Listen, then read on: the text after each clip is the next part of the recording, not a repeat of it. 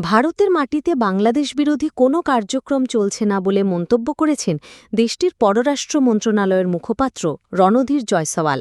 অন্য দেশের বিরুদ্ধে রাজনৈতিক কর্মকাণ্ডকে ভারত অনুমোদন দেয় না বলেও জানান তিনি।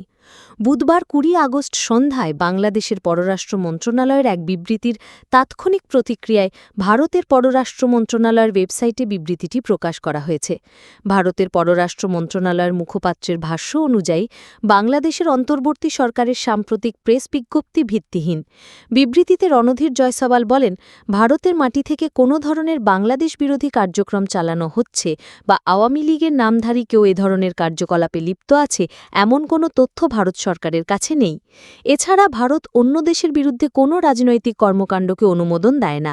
তিনি আরও বলেন, ভারত সরকার আশা করে বাংলাদেশের জনগণের ইচ্ছা ও ম্যান্ডেট অনুযায়ী দেশের নির্বাচন যত দ্রুত সম্ভব মুক্ত, ন্যায়সঙ্গত এবং অন্তর্ভুক্তিমূলকভাবে অনুষ্ঠিত হবে।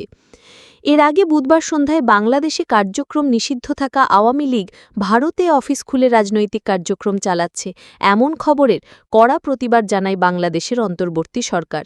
এক বিবৃতিতে পররাষ্ট্র মন্ত্রণালয় জানিয়েছে, নয়াদিল্লি ও কলকাতায় দলটির রাজনৈতিক অফিস স্থাপনের খবর তারা লক্ষ্য করেছে এবং অবিলম্বে এসব কার্যালয় বন্ধের আহ্বান জানিয়েছে। বিবৃতিতে বলা হয়েছে, গত ২১ জুলাই দিল্লি প্রেস ক্লাবে একটি নামবিহীন এনজিওর আড়ালে দলটির কয়েকজন জ্যেষ্ঠ নেতা গণসংযোগ কর্মসূচির পরিকল্পনা করেন এবং সেখানে সাংবাদিকদের মধ্যে পুস্তিকা বিতরণ করেন। ভারতীয় গণমাধ্যমের প্রতিবেদনে নিষিদ্ধ দলের কার্যক্রম বৃদ্ধির বিষয়টি নিশ্চিত করা হয়েছে বলেও জানিয়েছে বাংলাদেশ সরকার। এতে আরও বলা হয়, ঢাকা মনে করে ভারতে অবস্থানরত কোনো বাংলাদেশি নাগরিকের মাধ্যমে বাংলাদেশ বিরোধী রাজনৈতিক কার্যক্রম, বিশেষ করে নিষিদ্ধ রাজনৈতিক দলের কার্যালয় স্থাপন বাংলাদেশের জনগণ এবং রাষ্ট্রের বিরুদ্ধে সুস্পষ্ট চ্যালেঞ্জ। এমন কাজ বাংলাদেশ এবং ভারতের বন্ধুত্বপূর্ণ সম্পর্ককে ক্ষতি করতে পারে এবং দেশের চলমান রাজনৈতিক পরিবর্তনের ওপর নেতিবাচক প্রভাব ফেলতে পারে।